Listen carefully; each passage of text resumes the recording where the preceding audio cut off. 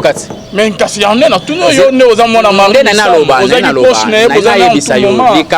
likambuya moi naza agine albaki 15 ans 15 ans so sali lelo 2021 moins 15 ans ça fera combien pour na banana oyebiso 2021 moins 15 ans ezana anene to retourner na 2006 omoni d'abord le kuta ya liboso 2005 on sort Mystère du Voile 1 omoni Mystère du Voile 1 bimi otobetaka concert au misam o bapanza sangwa ko isaka ndundu na Salon Congo 2005 moda lukuta moi naza na 15 ans to calculer 2005 concert tobeta na Salon Congo oyo nsamando sambele la ndundu mwa ko ya isala pe mwa makelele là 2005 azana zemi te 2006 mobimba to passango na tournée première tour to kene Brazzaville ba fait spam to zongi to bandi tourner à Luanda 2006 jusqu'à 2007 tozongi toke tourner Afrique tokendara Afrique du Sud ti parti Joshua de 2005 à 2007 déjà tozana ba tourner cela veut dire déjà soki moi naza na 15 ans c'est que fala bota na 2005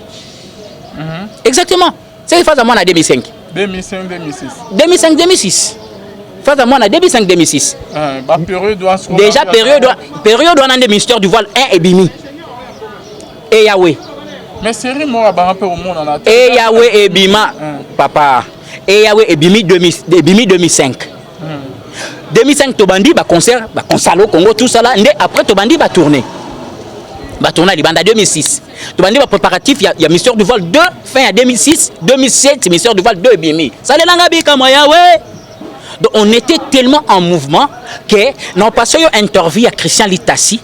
Même après mon départ, bah continuer Mystère du Voile 3 donc Tina 2021, Mariette Kala au maté même 6 mois. De 2005 à 2021, Mariette Kala au bunga espace musical, même pour 3 mois. Tout ça là un peu sérieux, tout ça là un peu logique. De 2005 à 2021, peut-être l'album est cartonné, mais un espace musical, Mara Bungate. Même pour 3 mois. Et on est tout ça va éviter que Wari Monsieur Mazana mon mobile. Abote na pasteur yango entre Pongabi na foire na katwa entre Pongabi donc Sendwe wana na Sendwe était Pongabi na Pongabi ti to glisser Sendwe comme na première iti na suka OK ti na fikina na katwa aba l'habitude le so qu'on a 15 ans. Non. Abimisi vérité que moko ya ba pasteur côté ya limité ba botana Marie Missam. Mais ce qui est faux, eza lukuta. Eza lukuta. Lukuta pourquoi? Est-ce que Denis les saya ko se ka Marie Missam? Mais pas na mwana mba mon côté. Il faut ya na matin. Mais oui. Ba boya ki azana poto na poto. Eza lukuta.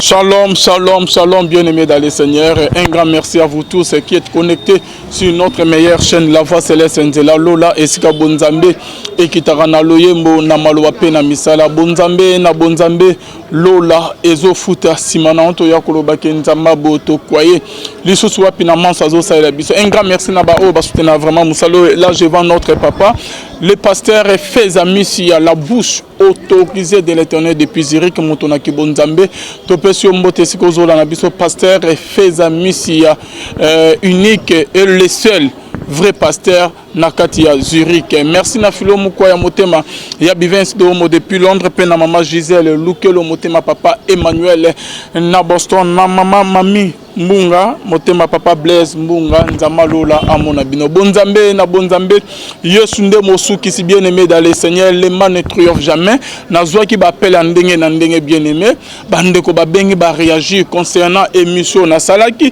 pe concernant ba dire il y a Denis Les O kabimisa ki na ba émission ya bandeko na biso muso bien-aimé que Marie Missam abota mwana avant akufa bien-aimé dans le Seigneur abota mwana en cachette mokili bayebate abota mwana mobali Ruth Missam azana lekne ya mobali bien-aimé dans le Seigneur mokili yebite pasteur nde babota na Marie Missam bien-aimé dans le Seigneur ba makambo ebele ebimi sur Marie Missam bien-aimé après liwana le loto yebike est-ce que Marie Missam ya solo abota mwana Ruth Missam azana lek ayebi pe lek ya mobali ou comment bozo réponse Le lot bien dans les seigneurs, l'émission n'a rien que la vérité. Bamakamebele Bimi, oh Marie Misama Banarosa Kindu Matanga vivante, na musique chrétienne. Oh Abimana ba producteur, au juste Ezanine, to solo lango na immortel, le lot bien aimé, Eza bienté, Koyako le Belandeko, maman Oyoke, Asayedan Nzambe. O pe que tozana na bien akufa kena molimu na ye pemi na kimia bozo ya koloba ba makambu surier et donc bebisa au juste famille na yo ou comment qu'est-ce qui se passe, qui sont derrière les prophètes et Denis les tozali na moko proche ya ba musicien moko ya bana ya Marie misamu musicien na o pe que ba travailler na komo ya immortel et Kanik l'évangéliste. Shalom papa. Shalom papa Vin. Bonne santé, ça va? Ouais, Dieu fait grâce. J'espère que vous allez bien. Ouais, ça va, ouais, ça va. Passer ce jour bien. Oui, ça va, tout ça bien. Nakin, bon, je crois que cette fois-ci, tu y es définitivement. Tu m'as s'installer à Wa. On a maman bébé. Tu es à Luanda. Mais cette fois-ci, on a un label à Wana, Moussala. Maïcha Record, na fondation Nabis Ouverture à fondation. Donc c'est un ministère que Dieu nous a donné pour encadrer la chaîne. Il y a un autre à Kinshasa. Ah ok, je crois bien que tu as l'homme de Dieu, tout on a une vidéo Bisomi Balé et on se retrouve tout de suite après, c'est parti. Il y a un autre qui va éviter que vous monsieur Mazana Mobali. Ah, à beauté na pasteur. Pasteur en moi entre Ponga Binam na foire. Na Katouar. Entre Ponga Bi donc Sendu wana ti. Na Sendu était Ponga Bi. Maintenant Ponga Bi. Ti to glisser Sendu le comité na première rite na souka. OK ti na fikina na Katouar. Ah bah l'habitude le so qu'on a 15 ans. Na matanga ngaya me ayagite ana poto. Moi na pasteur na Marie Misam. Bien sûr. Mais rite Misam le belarete la que ça répète. Azo consigne na habité. Mais ana lik. Libana Marie Misam. Bozali ba proche, bo bimba et pas na bo travailler na bo ibi Marie Misam très bien. Donc ande ba makambu et ba ko salama bo et pas présidente na bino Marie Misam o que to yebite réaction no ezande Marie abota aboma moi. Bon, papa Alvin, nanga kinano na meka ko lobelo moi avant de répondre à la question na yo. On a trop de respect na pour moi c'est une mère hein, pour moi zanetti maman. Donc mokili soki ye babiso soki to sala ba misale belé c'est parce que to leka na nzela nzambe na vie nzamba tchaka mutu liboso ya mutu. Israël pour bima na Égypte, il fallait baser la ti Moïse falaya. Donc Marie pour moi zanetti mutu à l'acception nzela neti Moïse nabiso, tu vois. J'ai trop de respect pour cette défunte femme qui est partie de heureuse mémoire. Na préféré na loba Alvin webi nga sala ngama wa. Moni mutu soka zala tourmenter l'air de son vivant hein ata l'air akufi apema moni en fait de son vivant des pas zala bomoyi ba finga ba loba ba sala mutu akufi. C'est ça le mal avec la RDC, c'est ça la méchanceté de l'humain Alvin. Elle a droit ne fils qu'il y a repos apema. Donc avant tout le monde soto bandobeta ba masolo na ye tout à la même atta par rapport à ba œuvre ya sala. Par rapport à son histoire, il y a des gens qui sont sauvés par sa musique. Il y a des gens qui ont eu la vue derrière la musique. Biso tous les loyo, batobele ba apprécier biso to eda batna vie parce que to les gars nanzela ya maman wana, hein Alvin. Il y a deux fois respect à ba mort. Et là ça langa passe na Congo, même respect à ba mort exactement na muto ako kenata na morgue, akangi photo ya mort abimi po ça ga buzz. Tu vois, niveau base comme ok bon. Je me demande deux fois internet oyo hein ndenge zo sala la mana Congo yango na ba pays nyo est-ce que ça la maraga bongo. Deux fois on doit avoir un peu du culot même de parler na muto akufa, même à ta respect, tu vois, avant même na kene na profondeur. Bon en fait na répondre non à question na yo asala kindumba asala mobolo, elle n'est plus en vie, ça sert à quoi? Pourquoi les gens vont remettre ça à la surface? Bon, ils ont condamnation, ils ont jugement, il y a moutou. Tandis que la Bible me dit qui es-tu pour juger? Ne juge pas afin que tu ne sois pas jugé. La Bible est toujours plus que les jugements doivent commencer dans la maison de l'Éternel. Nous devons juger ceux du dedans, l'homme. Mais papa, c'est du dedans, beaucoup de juger na bawa. C'est là où il y a le problème. La Bible dit qu'il est réservé à l'homme de mourir une seule fois. Après quoi vient le jugement? Et qui juge, c'est Dieu. Mais ce qui mouton comme pouvoir juger na bawa étonnant, ça ne se passe qu'en RDC. eza pasi mingi Alvin. Deux, nena lobaboy. Marie Misamou, la sœur Marie, d'abord, à part la personnalité publique, Oyazalaki, c'est une personne, c'est une Azamutu, Nanzotona Makila, qui avait besoin de marcher, de rire, de vivre, de manger, d'avoir des relations, Alvin. Des relations. Avoir non, non, Alvin, na évité. Omoni Congo, ils ont souffrir, il y a spéculation. Moi depuis na linga défendre yete parce que na kota na mutema ya mutu te pour na juger mutema mutu biso na Congo to komana ba thermomètre na juger mutema mutu so tuni mutu moko kaka la sa place maraba ndo sa kindumba azati elle a eu de relations étant que humain Alvin étant que humain.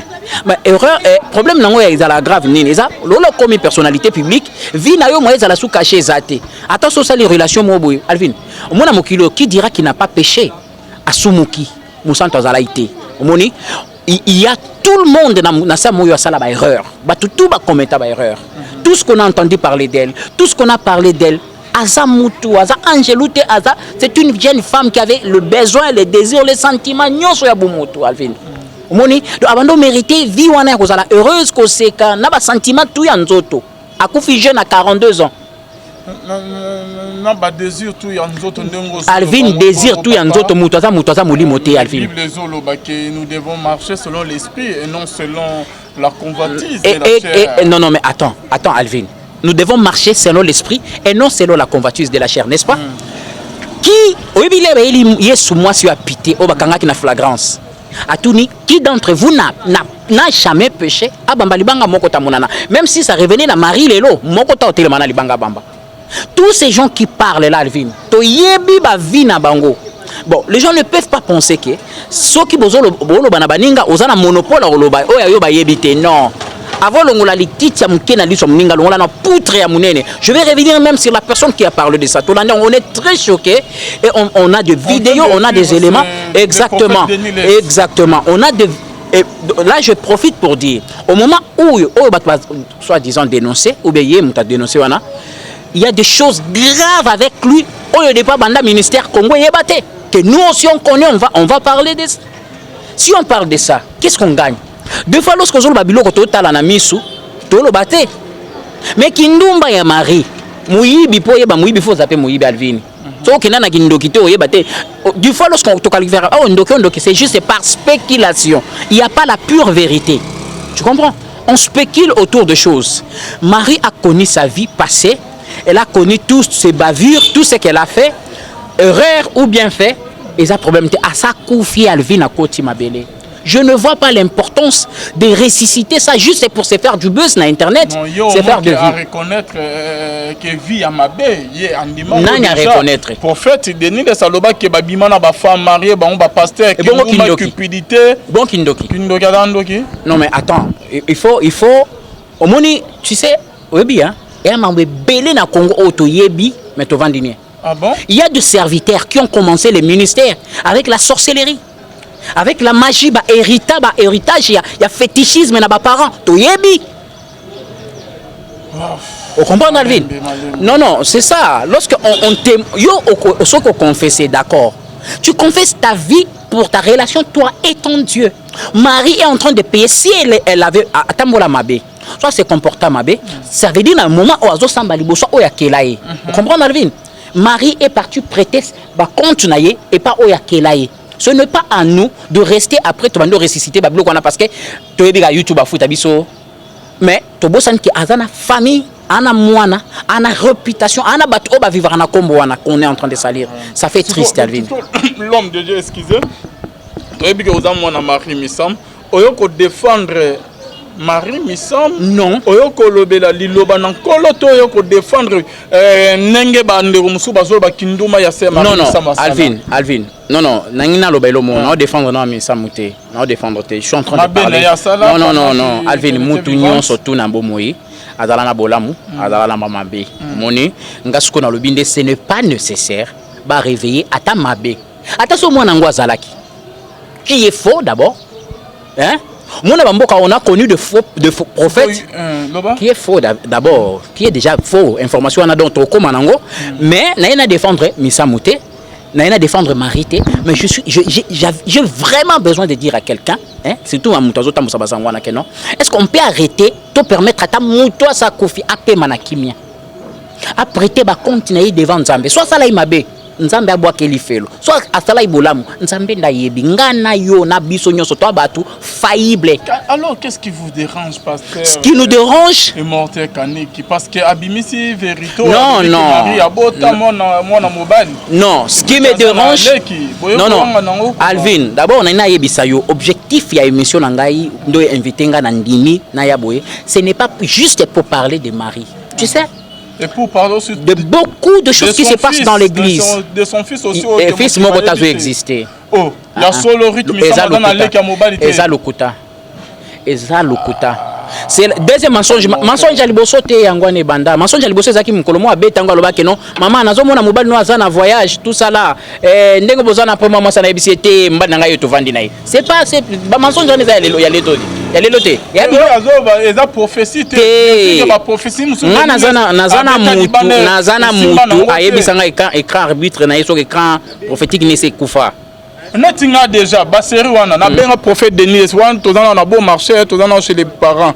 Je crois même si je me rappelle bien daki ba 2000 combien? Ba 2003 je crois na habité na bosani avant qu'il akota prison na benga na nzono en direct papa na un problème boy. Oh papa na zo mona moi sino bo na abeta libanda.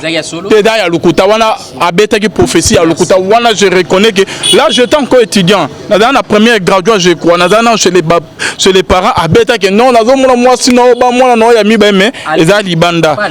Mais côté ya ko dénoncer. Monte kazana e na nzela. Non non bon soit ayebi mwana ngo quand même aya na yeka si abimisa ye. Bozo wanga na e mwana ya mama na bino bozo wanga na e Alvin makila na senga na yo na senga na Congo mobimba na senga na batu pona mona na internet babenga do elongoli kimia na batu nyonso. Je viens de parler même avec manager Arit, je parlais même avec ma master, je vais te passer ma vidéo, ma master Lusamba oh Misa Koufela na maboko je parlais avec, on a parlé même, donc ça nous a tous dérangé. Tu auras des vidéos, même Magloire Mundele le producteur ou la cartonna Marie depuis Mystère de Val 1 2 toutes ces vidéos tu vas passer ça. Et Alvin, okobomba mutu mena âge wana ya mwana 15 ans mwana nini ngo ya 15 ans oyo avanda babomba et TV mobimba mama na star ya niveau wana pe avandinien ba pesa ki mama na ezemi soit ke ba sente ki mama mususu bakosa ke kaza mwana mama mususu te babala ki mama mwana moko te ya 15 ans talaka ke pasteur Alvin a sente sœur tobo maseke. Bon en fait d'abord je vais commencer par une chose mes chers frères sœurs. Non, moi j'ai trop de respect na basala Nzambe parce que je suis aussi l'un des serviteurs de Dieu. Trop de respect surtout na prophète Nabiso, prophète Denis. Oyo abimisi lokwana. C'est un vieux, un grand frère qui a fait un grand travail, hein, qui a fait un grand travail que nous devons trop de respect. Mais nanga juste na fixé opinion sur ce qu'il a sorti. Qui a fait un grand travail? Qui a fait un travail entre guillemets. Un travail. Ok, bino bozolo baki abana ministère na kindokina majeur. Alvin, moi j'aime pas trop. Ah, j'aime pas trop. Non, yo ndem tolo biango. Ngana bi il y a plusieurs prophètes babanda bongo. Yo ndozo to directionnaire on pas naé. Alvin, na lo bango, je vais te parler de ça avec de preuves. Les lots église ils souffrir na humiliation na honte. À cause de toi na ebelio na babanda ba ministère na basé sur les mensonges, Alvin. Yo ebi elo ba bengi manque on a yebi ango bien manque on est laxini il faut ça l'émission mo ngana to vanda to démontrer ba to manque on avait dire quoi peut-être ba beta lisolongo likolo manque on a mais ngana za réalisateur on a format bana o ba travailler là bango na ba église ba manque on a omoni des fois lorsqu'on parle église ils ont souffrir na humiliation na soni na saleté à cause de ces gens-là qu'on a longtemps appelé ba prophètes des nations ba serviteurs ba évangélistes. Au monde babilo belé o ya lo barawana ako sa Alvin babilo belé lo baraba na ba ako sa raté mais ce qu'il est en train de faire c'est qu'il a boya ku faye moko na libulu. Ah bon? Oh eza mutu ayebi ke to tambola ka boye nga sa koti na libulu bobino bovandi kuna botonga ba église bozo matande boya to dinda koto. Non non non. Abimisi vérité que moko ya ba pasteur côté ya limité ba botana mari misam. Mais ce qui est faux, eza lukuta. Eza lukuta. eza lukuta. Lukuta pourquoi? Est-ce que Denis le Sahel ou c'est comme Marine Salika? Mais pas na mwana mba mon côté. Il faut y en avoir. Mais oui. Baboya qui a na poto, mais attends, eza lukuta.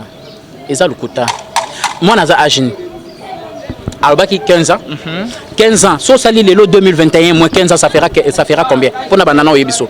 2021 moins 15 ans eza na anene. Tu retourner en 2006. Omoni, d'abord le Kouta et Alboso.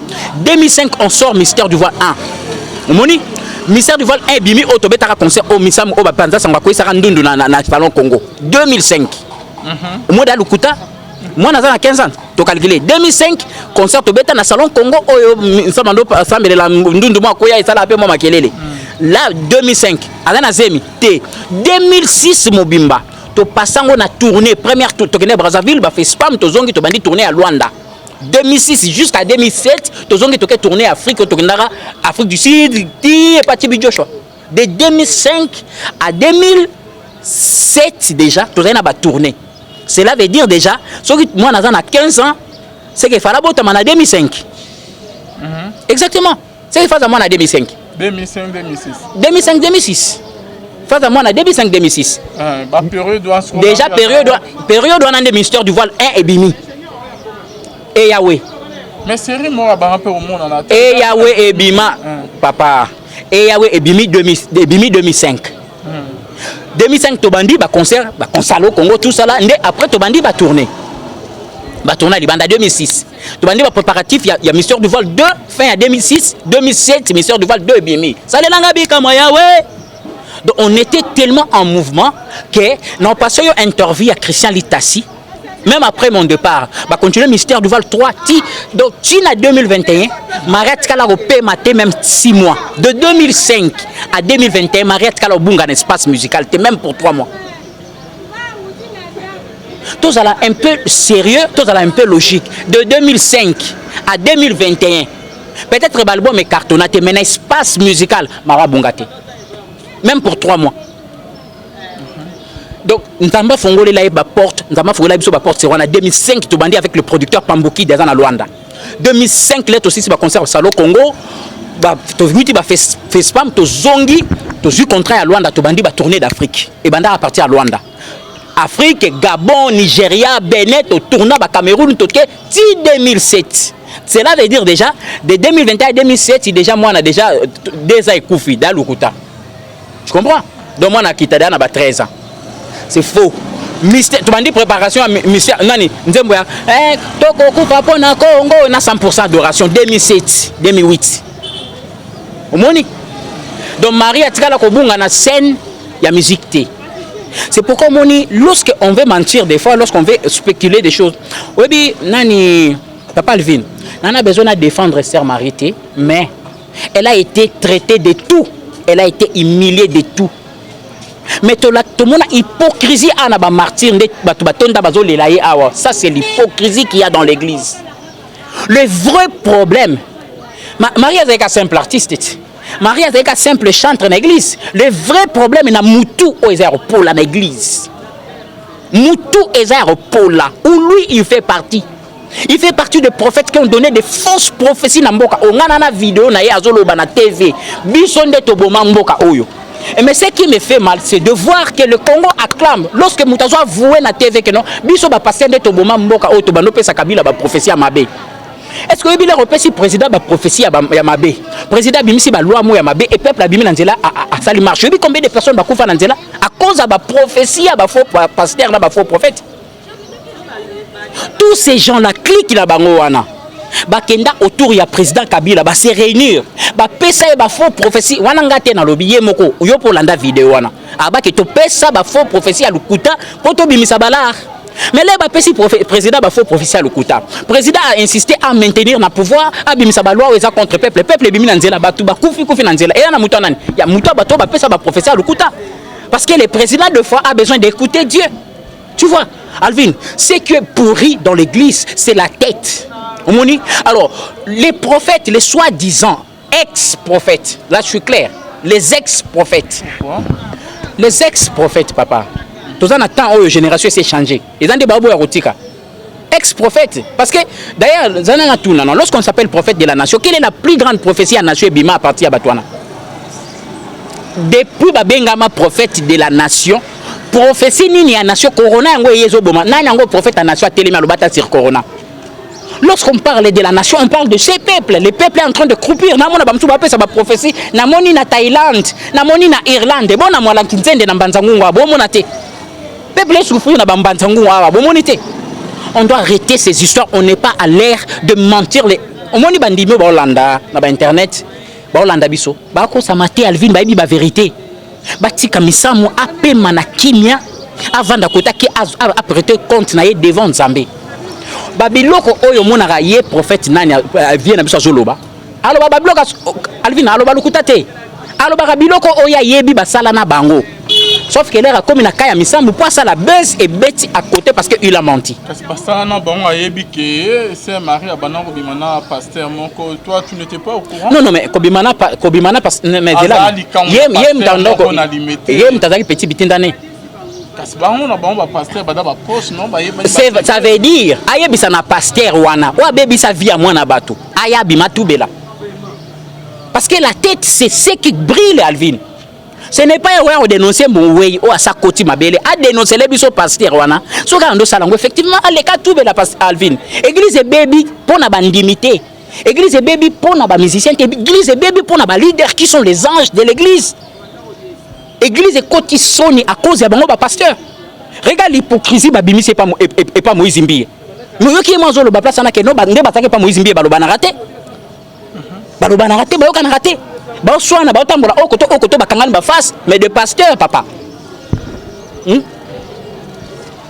Au mon niveau tant on le dit que église est baby pour na ke ba pasteur mais biso peut to moni ba musicien belé kindo mais côté marquate na ba musicien chrétien peut ba musicien on donne ce qu'on a on donne ce qu'on a les oiseaux de même plumage papa pasteur na ba musicien non mais papa on donne ce qu'on a on donne ce qu'on a ces musiciens là viennent de quelque part ba musicien na ba baby kindumba parce que ba outi quelque part ba recevant na ba tata na bango bondumba ne ba komi kindumba on donne ce qu'on a ces musiciens là sont sortis de quelque part nzete ba ba mabe na ngona racine Alvin ba musiciens zo mona bandumba wana parce que ba hérita kindumba na ba tata na bango spirituel.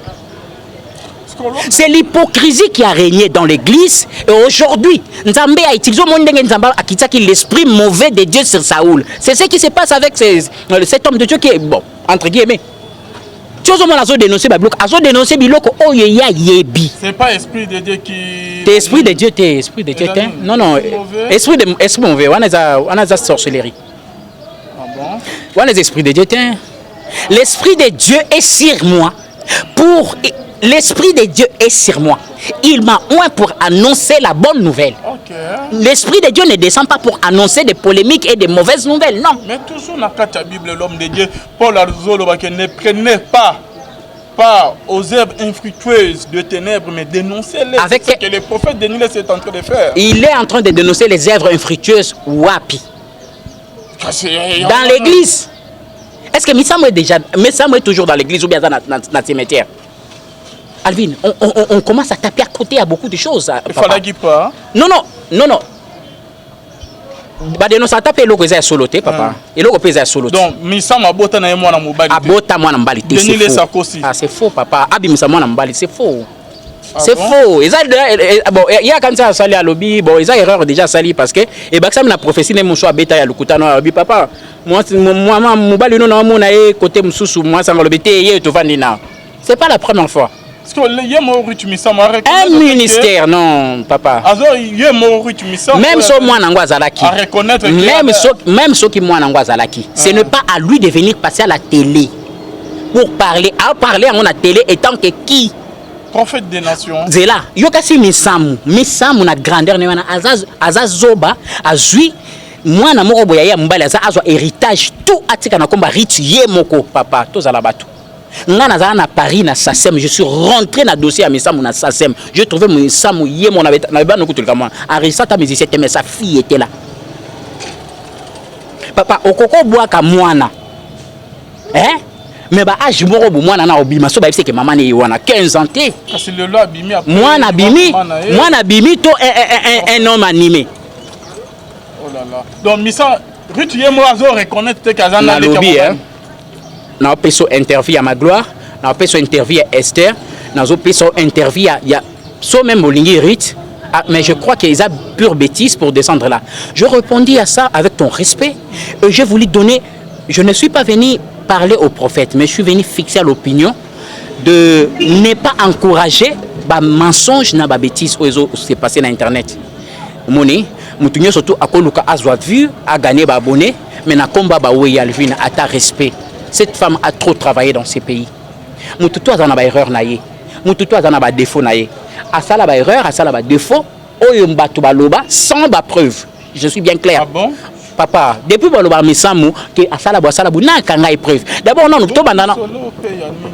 Di solo ya nini? Li solo ezalaka que non et panzala pe nazo affirmant ngote il paraîtrait que Marie Misama bana ko bimana producteur né akomaki likanga producteur né Magloire et ceux qui wana te Marie Misamba wela kina maman natanga comité musicien ka ba wela kina ye ba bundaki kutu ba sonaki ba wela kina ye mobile mon ministre mobo ya province adapé musicien maman tu le ada vivant na boyo tanga kombo nyonso wana ezalaki nango lukuta babana kokosela Marie mais yo kapeti yo boyo kati mais kasi yande na tuno yo ne ozamona Marie na loba na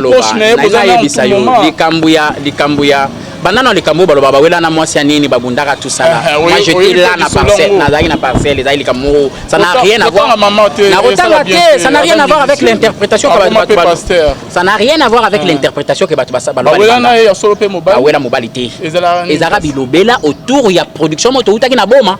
Ah bon? To utaka production na boma mutu suko oya produisa ki biso abando teka voiture. Et ça c'est une longue histoire. Voiture mo ML, série mon sert à comment na ML. ML wane uta na maboka producteur wana.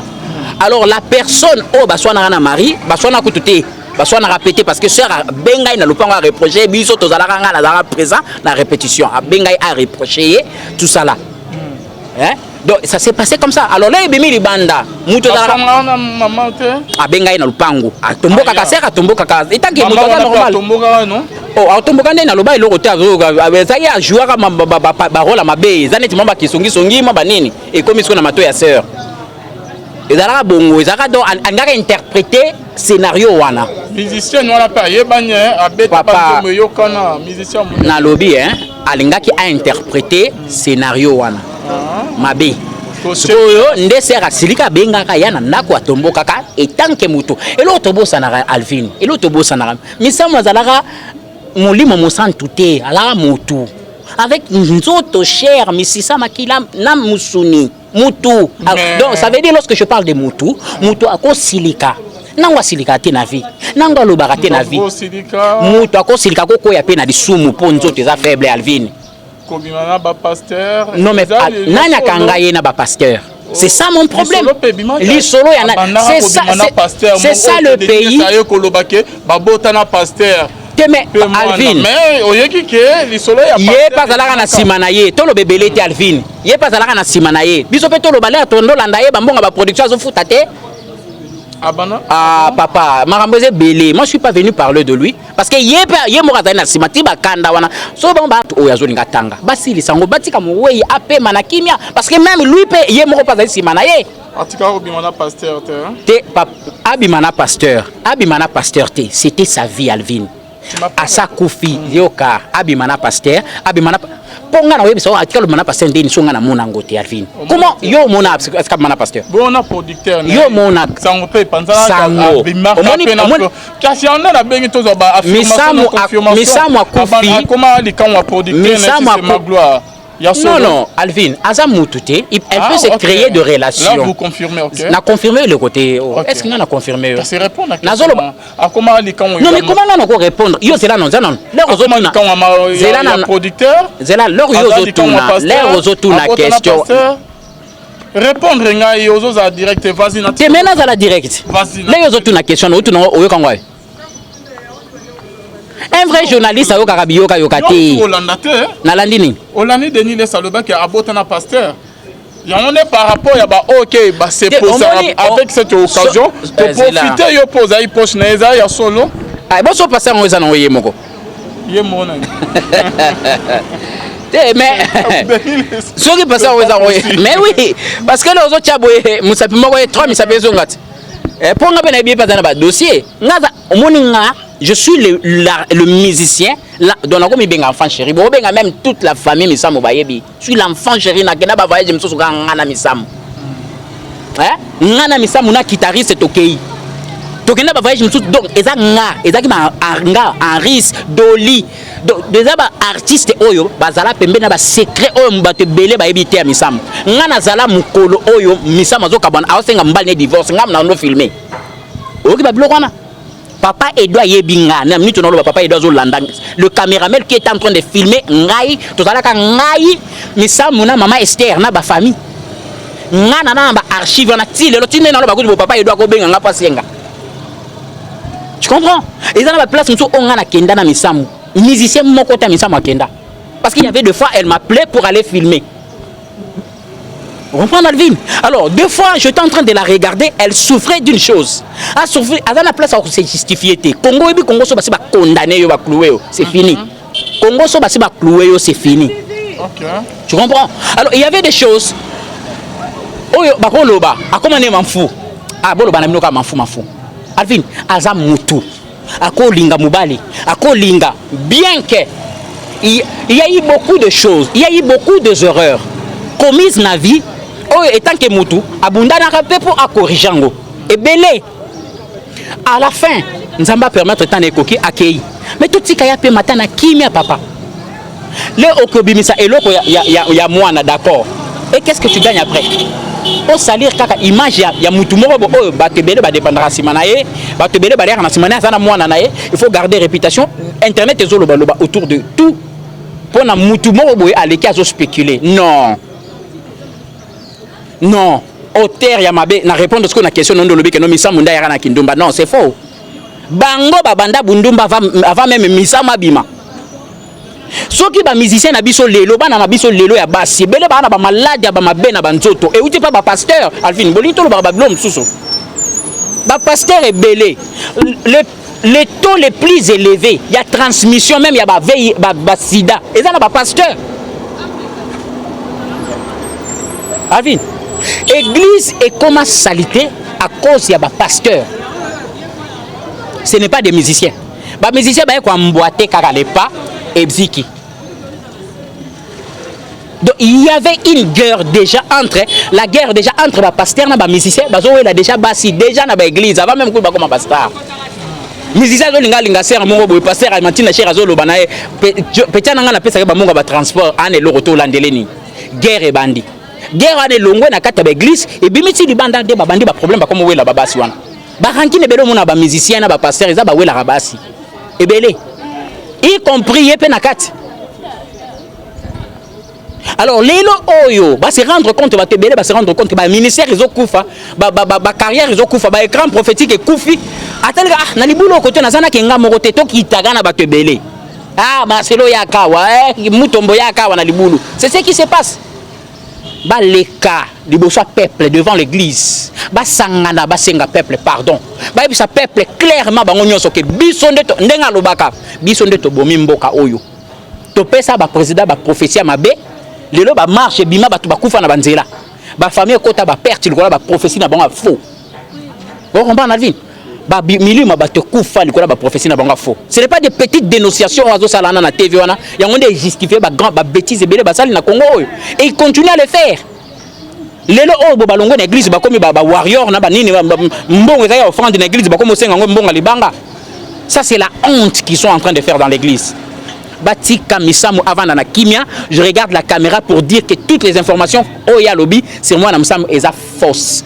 Ce que harmonie qui a une information vraie à revenir comme ça na obimsela ba preuve ya bilo nyo sona loba et puis na bimsela ba preuve ya ba origine ba ministère na bango esika banda parce que toyebi to découvrir bango lelo que sorcellerie dans l'église banda parce que ba ministre belé ba soit disant ba passer belé ba banda na ba bilo ka bokoko hérité par ba papa toyebi abotami na ba mam balé maman na ye moko na banda maman bango sirène bimana mai toyebi ba bilo na Alvin si on ne parle pas parce qu'on ne veut pas.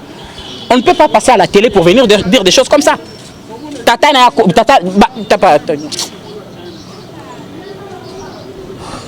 Voilà. Donc bref, je demande encore une fois, avec respect que j'ai pour tous ces hommes de Dieu, hein? Le respect, il y a une mort très important. Mais ça, c'est Koufi Batika Sornaye et pas Yanzambe. Elle a travaillé, elle a bossé dur. Est-ce qu'à commettre une erreur à Zalaka Moutou? À Sali, une erreur, oh, c'est à Sala, à Sali. À se rendre Nzamba juillet, c'est bon, c'est fini. Rester ici derrière, abuser sur son nom pour se faire de vues, c'est ça, manque à humanisme, manque à bon moto. C'est là où le Congo est parti plus bas en rentrant juste dans un tombeau pour sortir Babatou. C'est triste de voir à ce niveau. Hein? C'est triste de voir ex-femme, ex-prophète à ce niveau. Et ça, mawa. Alors je demande à tout le monde, cette manipulation, on a pas poto, émission, intervenir dans émission, s'il vous plaît, to respecter à moi na moi à honorer biso. Nana ngonzemba misamo ebetaka na ndako na yete. Nana ngo yoka ata misamo te bozo finga e boyoka banzembo ne bozo finga e bozo prier na banzembo ne. Bozo finga e bozo adorer na banzembo ne. Ça c'est l'hypocrisie Alvin. Bozo ka banzembo bobo ka tana banzera boyoka ngote. C'est l'hypocrisie. Bon finga e botondi na stade de martyrs bo lela ya ya. Mais c'est quoi ce Congo? C'est pas ça. Alors, tous respecter même nabo moy avant d'akimate to finga atana ebembe to ke mawa apema. Ndelo kanangana senga. Nana senga na cet homme de Dieu entre guillemets atika aleka na TV a retiré ba mona yoana. Je regarde la face à la caméra pour dire que non, Misamu Azalana mwana moko Rit Misamu qui est là, qui est présente, qui vient de se marier derrière. Félicitations à Rit Misamu qui vient de se marier na papa Manix. Félicitations, Misamu Azalana mwana moko reconnu et jusque là Misamu Azalana mwana moko. Un point barre. Le reste est la spéculation autour ya vue. Na tour ya buzz. Mais ce que l'on a sanga passé, soto longwe na prophétie to kiti na buzz. Église ke wapi. Ndelo sanga passé ngwana. Donc Makam Denis laisse le prophète des nations lobi que Marie Misam abota mwana mususu mwana mobali na pasteur moko na limité et na ya lokuta Denis le sakosi. Na yebi kaza capable abimisa ta photo morobo poka konka ko samaloba na ye. Mais soit Monica kaza capable avant d'ananga liboso boye à prouver et je veux le prouver contraire. Hein? Ako benga ya wana biloko lobi eza lukuta pe lukuta asa bouger internet eloko loka ki ya buzz asali respect na misamu ba immortel oyo ba te belé même papa oyebi que même ba Moïse Mbiye ba pasteur Moïse Mbiye que je respecte ba pasteur Moïse Mbiye ba pasteur Mike ba te belé ba Benjamin Moulamba ba te belé ba zo coup de pouce ya moi sur na pour ba carrière et ganga Misama contribuer na ba carrière ba te belé. Hein? Bango wana Misama tomando ke na to ko beta na église na ye pa beti ofele pe oui papa kasinta mo atika kimi akoti na bureau kimi bimi na porte papa tolo ba blom souci ba bomisa Misama na ba souci hein. Misama kufa na ba souci na ba rejet ya ba batuana. Akufa na souci na ba rejet ya ba batuana atali grand travail na saleli bango et comme à la dernière minute bo pese mu Congo.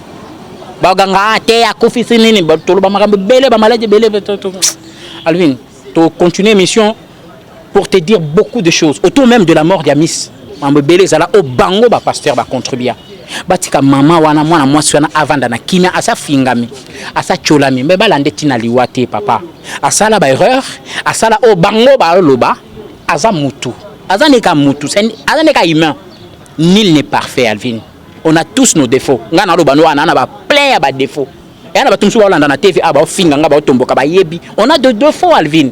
C'est seul Dieu qui nous pardonne.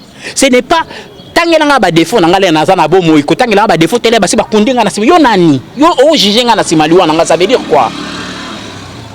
Ba bimisa le vrai problème ce n'est pas Misamo. Le vrai problème est bango na mutu ba banda ba ministère autour ya ba mankiona autour ba kindoki autour ba kisi.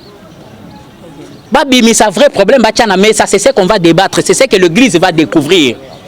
Vous comprenez Alvin? Mikolo nazo ya na ilo mobo on va dévoiler tout ba ministère belé to mona basala ba impact baganga oh ba ministère belé mona baganga ka o te na tondi sa stade de martyr ba numéro ba nzoyi aka beti numéro ba nzoyi ningali ba to atondi ba ple wana to yebi ba numéro ba kisa bataba to to yebi ngo to bimisa ngona ya na TV o ka batuta batolo Alvin ngana na camarade ya chauffeur ya moko ka o azolo ba wana avant mata croisade na triomphal a beti 4 boules ya papa amele biloko makasi lera zoya a beti numéro banzoi batondi plein na triomphal plein na to si to yebango peuple nzambe bungi na mutu ya batwana combien de bato ba pesi ba offrande ba misale baby ba via bato baby ma maman bato ko abuser ba sera bato ko bim ba sera bato ye na santé bien comme l'église a bimina malade Alvin. Ce sont des choses que le pasteur, les leaders doivent parler. On ne peut pas se taire, essayer un peu de conduire attention à votre ailleurs. Azo même attention vers Missam ou Asazada Mabele. Abi mais ça vrai problème. Ba plein ba beta na ba numéro banzoi. Toujours bi babilo ana surtout. Eh? Là bazo sala bazo sangisa ba fille. Ba kenda ba bimana ba garçon ba ila ba sperme. Toujours bi babilo ana surtout Alvin. Si les gens ne parlent pas, c'est pas parce que ba yebi noté. C'est parce que les gens nous refusons de tomber si bas. Il y a des émissions, na TV, na nini, tout ça là, pour attirer attention à la visibilité. Mais bazo que l'église son était Alvin. Parce qu'il y a pur que ça. Oh ils ont bimana les amoukier. Il y a pur que ça. Bango clique na ba tinda ba fille, ba tinda ba fille ba yela ba super Alvin. Il y a beaucoup de choses, excusez-moi pour le terme, mais ils ont fait plus que ça.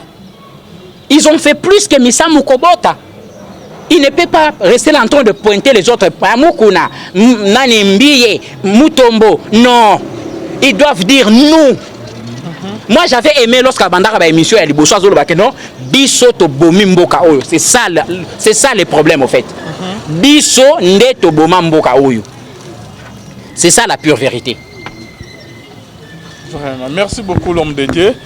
Namoni ko Mati Makasi Alvin eza pasi mingi komona mutu achola mi na bomo ina ye bala ndeti na lera kufi batika tape mate asa chola mi déjà sa fingami abwaka mi asali nyonso ba humilier ayoke da soni asa mutu Alvin asa molimo sans tout asa mutu avec tous ses erreurs tous ses défauts même attendre un jour il y a repos attendre kufi a paiement non on va réveiller un truc qui n'a ni technique bon abota et alors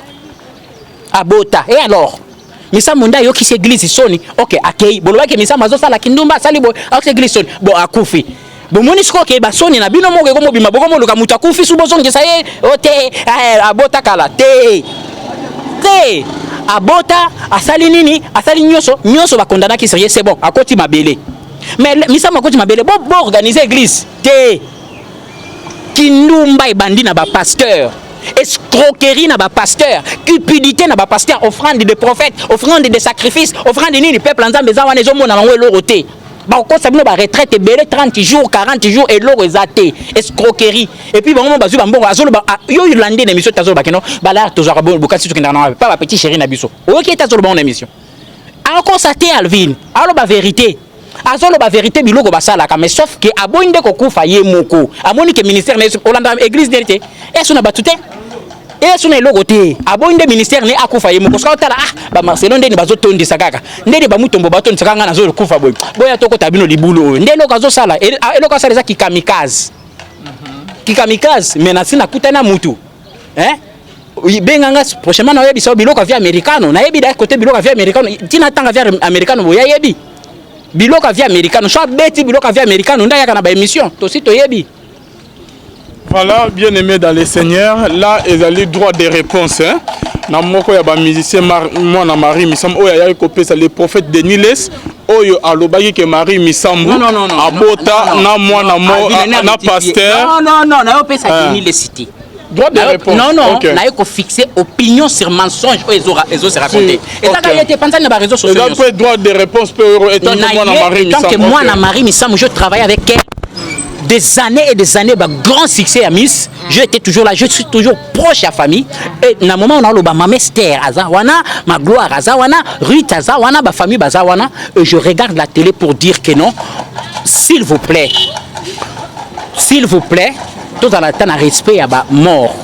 Namboka Oyo, tout à la temps à respect à ma mort, tout respecter à ta mona moitiona, à ta zamutu.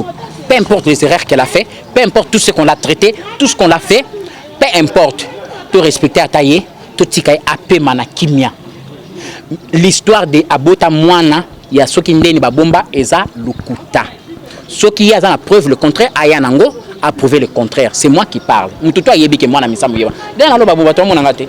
So ya monika za la preuve mususu contraire. So misamu bimana pasteur, bima soki na nani, eza vinayi. yenda que samba nango devant Nzambe. Chacun a ses défauts, chacun a ses erreurs. On doit se regarder en face entre nous, c'est dire ce qu'il y a comme problème chez moi-même. Pour esa que to bongisa société, to bongisa église Alvin. Lelo to comme nata o ngana ta Alvin. Koto na tambola mabe. Alvin no tambola mabe église zo kasoni. Pour to bongisa ngoto sala nini? To kende boyi. To sangani to simba na loboko te. Ce n'est pas na ola kisa yo. Marcelo keba na yaka mabe. Bor mo tambola ngana mutu. Bor tambola na mutu. Molimo santa tambola na mutu teneti bor. Molimo santa za borti. Molimo santa za mutu, c'est Dieu. Atambola na mutu teneti logo ela mkanga na mutu te. O la mkanga mutu za démon. O la mkanga mutu za ba démon. Merci beaucoup. Molimo santo aza mutu atambolaka na mutu te eloko ane yakanga na mutu te molimo santo eza eloko te molimo santo c'est une personne, la troisième personne, la partie de la divinité, de la trinité. Donc ce ne peut pas akotambola te bor mo yakanga na mutu etele makanga boye bor etele makanga eza démon. Merci beaucoup l'évangéliste Immortel Kaniki. Merci à vous tous qui nous avez suivis de partout. Bonzambe na bonzambe lola ezo futa simana to ya koloba kenzamba boye. To croyez il soit bien aimé dans les Seigneurs. Dans Matthieu 10 27 Bible lobby non to quitter. To dit Matthieu 10 28 ne craignez pas ceux qui n'ont été avant et dans la version on a commencé passer à l'homme de Dieu Immortel Kaniki maloba yasuka c'est la fin de notre émission. D'abord on a linga kina ba onyo so peut-être ba moninga jeter un peu très les choc, c'est normal suima Alvin na bomutu nyonso. J'ai été choqué de voir que Moutouti a Kofi, on continue à traiter comme ça. Bon, peut-être choqué, peut-être un peu dur, un peu. C'était en résumé pour dire qu'on arrête un peu d'aller plus bas avec des gens même qui nous ont déjà quittés au Bakoufa. Spéculation on est autour, il y a Missa Mabota, moi, Mobali, c'est faux. Moni, image ça, tu balancer, témoin, toi on a besoin de tout ça. Même si c'était vrai, même si c'est vrai. Mais ça m'a confié à rendre compte, il n'est pas Nzambe. Mais moi, je vous regarde pour dire que c'est faux. Et les sommes, ça m'ont reposé. En fait, tout ça, respect à ta na sala ou sauva pe batu.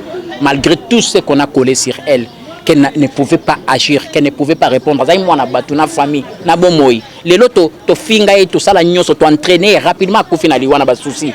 Alvin, mais ça m'a côté ma bela zolela na ba souci.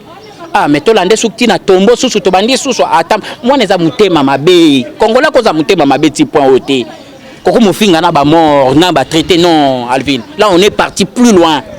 Bata la ba vie na ba onde ba otambola. Nde ba zo abuser, nde ba zo na église. To réparer ce qui ne va pas en église. Sonia za makasi Alvin. Sonia, on n'arrive plus à regarder le païen en face pour les parler de Jésus. On n'arrive plus à prêcher les païens parce que nos vies à nous, c'est déjà la pure honte, Alvin.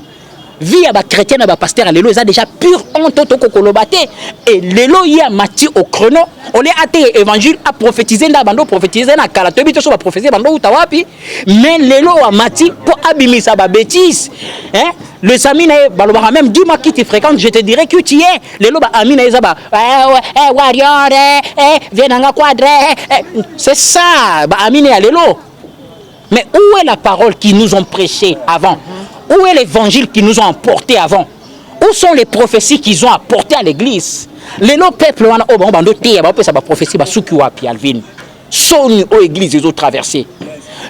je déplore avec énergie l'hypocrisie au milieu de pasteur, père Nabiso.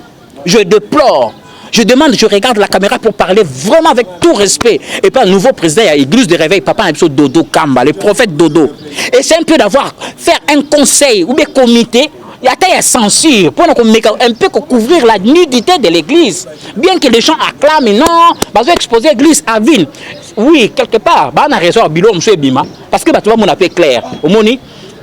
Mais là où ces histoires vont, dis-moi, crédibilité à l'église et bimela wapi. L'élo église, total la kofi to ebiseni. Total la werason toté ya enini. Total la batobele to n'est pas ba kofi to ça la relation toté ya bango oyebisa enini. Oyebisa kofi ke non te bakanga ki vie kuna na kota météo nzembo mwa mutu chezo beta. To ko ka loba susuté deva batwana. Mais sauf que Dieu tellement il est souverain, la génération et lui-même il sait comment il va laver cette génération et pour bien soit quoi raté, il gagne toujours Alvin. Tande ba bimi na ba réseaux sociaux ba comment confesser, wana za confession à bondoki. Alvin yo to danga na yo mso mona kai avant kana émission ka yemoko. Bo monde na zala boy, na zala randoki. ça arrive.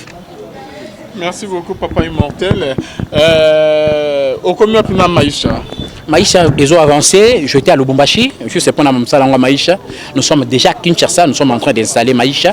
Et bientôt là, tu vas annoncer le programme Nyonso. Et ça arrive déjà avec la grâce de Dieu. On est en train de marcher. On va lancer le départ de toutes choses pour Kinshasa définitivement. Et puis, tu vas communiquer le reste après. C'est quoi Maïcha? Maïcha Ezali, pour moi, c'est un ministère que Dieu m'a donné pour encadrer la jeunesse. Nakati nango to créer fondation Maïcha. To fongola neti ba CRC, ba centre de formation ya ba jeunes na ba domaine nyonso ba misala maboko, ba misala tout ko ça que jeune alukata lipa.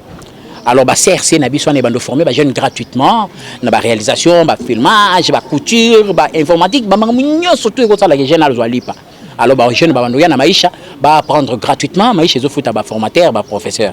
Alors, c'est une façon que nous avons fait pour nous aider les jeunes, peut-être dans la classe, pour nous manquer de moyens, pour la classe pour les parents, alors, le centre, et ça, les jeunes a se formé à la tête après, na katuana ba jeune na biso ba se former au bassin Maïcha, on élabore des projets autour de nous to fongol net label na biso ya production ya cinéma, ba centre na biso ba bleu belé neti to créer ba projet agriculture, to sommes ba terrain, ba jeune na biso ba cultiver to produire masangwa Maïcha ezobi maboteka ba zo avancer to promouvoir batala na bango to promouvoir msala na bango to zo ta jeune moko totali jeune wa yebini na yebi boye to zo ta autant to pesier jeune na avancer comme ça. Donc c'est une façon d'aider le jeune parce que on a toujours dit la force d'un pays, c'est la jeunesse.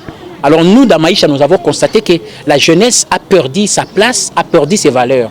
Alors, il faut commencer d'abord à restructurer, à reconstruire la jeunesse pour la nation et à la fort au monnaie. Alors, tu as remarqué que dans la société, depuis tu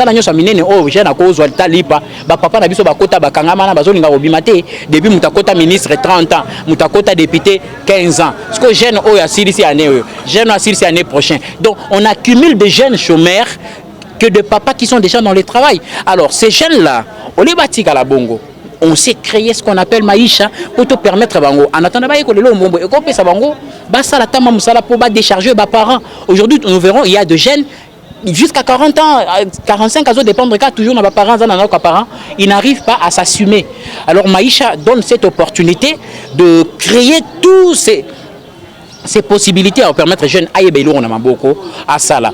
À part ça, nous encadrons aussi spirituellement où nous prêchons, nous adorons, nous organisons des journées de louanges, d'adoration où nous parlons aussi de Dieu parce qu'à part l'éducation physique, il y a aussi l'éducation spirituelle qu'on doit apporter à jeunes, faire voir aux jeunes comment marcher dans la société, comment vivre avec Dieu, comment être dans la vie et comment donc éviter prêcher un jeune à vivre bien dans la société parce que l'objectif normalement de l'église c'était ça.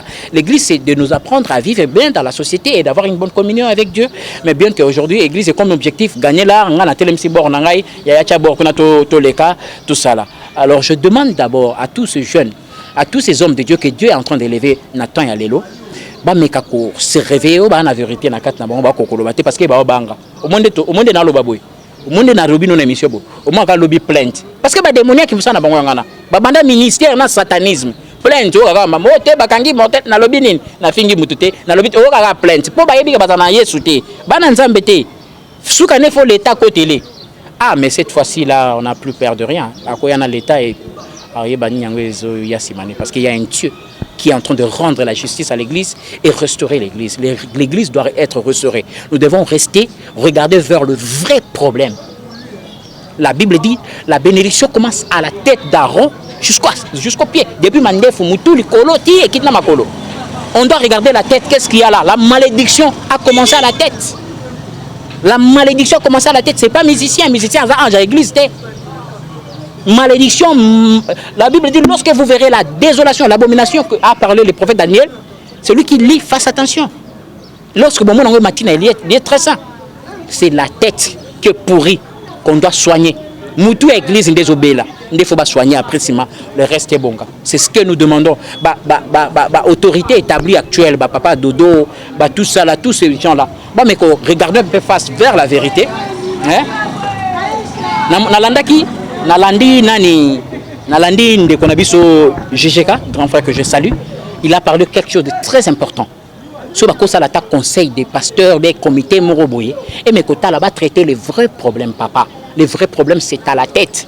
c'est pas des coupables. On a pas sa diversion pour attirer attention à ton côté qui est faux. Donc s'il vous plaît, on est là, Maïs chez eux continue à fonctionner, et on continue à faire le travail de Dieu et on est là. Et votre numéro de contact? 081 40 26 955. Plus 243 081 40 26 955. Exactement. Na frisé sous les cambo ya suka. Les cambo ya suka na frisé. Misamu azana mwana moko babengie rite. Misamu qui vient d'ailleurs, je félicite ce courage de se retrouver, de se réconcilier avec son papa et qui vient de se marier. Félicitations à Rite Misamu et Papa Manix, que Dieu vous bénisse. Rite Misamu est connu, le reste n'est que spéculation. Il y a Batamokili, le monde acquise, le monde parle. Bon, Nzambenda s'est décidé dans la vie à Batou. Misamu est déjà parti, on peut la laisser reposer en paix, s'il vous plaît. Merci beaucoup, Papa Imo. Merci, Papa d'être venu. Merci, Nabino Nyonsto Bolanda Gibiso. Bonzambe, na Bonzambe, les autres, Taba Onyonspe. Banimba, côte en contact avec l'évangile immortel Kaniki.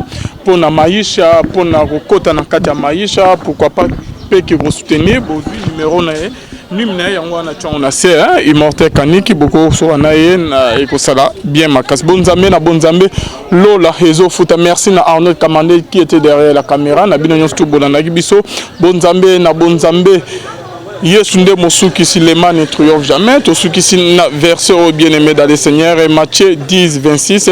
Ne les craignez donc point. Car il n'y a rien de caché qui ne doivent être découverts, ni de secrets qui ne doivent être connus. Qu'on se retrouve à la prochaine. Bye.